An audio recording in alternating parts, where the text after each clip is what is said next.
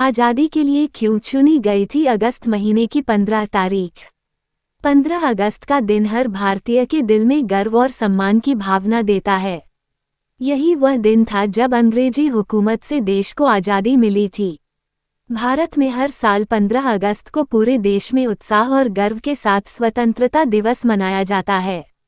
ये दिन भारत के इतिहास में एक स्वर्णिम पृष्ठ है, जो हमें आज़ादी की कीमत और उसकी महत्ता की याद दिलाता है। चलिए जानते हैं कि 15 अगस्त को स्वतंत्रता दिवस क्यों मनाया जाता है और इसका इतिहास व महत्व क्या है। 15 अगस्त 1947 को पंडित जवाहरलाल नेहरू ने दिल्ली के लाल किले पर तिरंगा फहराया और अपना ऐतिहासिक भाषण दिया। ये दिन भारत के लिए एक नए युग की शुरुआत थी। स्वतंत्रता दिवस का महत्व केवल आज़ादी की प्राप्ति तक सीमित नहीं है। ये हमें उन बलिदानों की याद दिलाता है जो असंख्य स्वतंत्रता सेनानियों ने दिए। दरअसल भारत के अंतिम वायसराय चयन लॉर्ड माउंटबेटन ने इस तारीख का चयन किया था। माउंटबेटन ने इस तारीख को इसलिए चुना क्योंकि ये द्वितीय विश्व युद्ध में जापान के आत्मसमर्पण की दूसरी वर्षगांठ थी। 15 अगस्त 1945 को जापान ने मित्र देशों के सामने आत्मसमर्पण किया था और माउंटबेटन उस समय दक्षिण पूर्व एशिया में मित्र देशों के कमांडर थे, इसे एक महत्वपूर्ण तारीख मानते थे।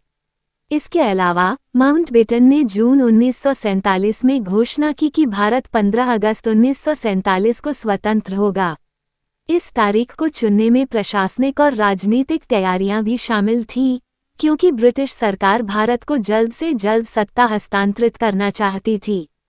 लंबे संघर्ष के बाद 1947 में भारत को दो स्वतंत्र देशों भारत और पाकिस्तान में विभाजित किया गया। 15 अगस्त 1947 को आधी रात को भारत को औपचारिक रूप से स्वतंत्रता मिली। ये दिन हमें एकजुटता, राष्ट्रीय गर्व और देश के प्रति कर्तव्य की भावना को मजबूत करता है।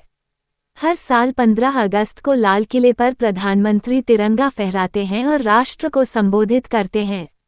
इस दिन स्कूलों, कॉलेजों और सरकारी कार्यालयों में सांस्कृतिक कार्यक्रम, परेड और देशभक्ति के गीतों का आयोजन होता है। ये दिन हमें लोकतंत्र, समानता और भाईचारे के मूल्यों को अपनाने की प्रेरणा देता है।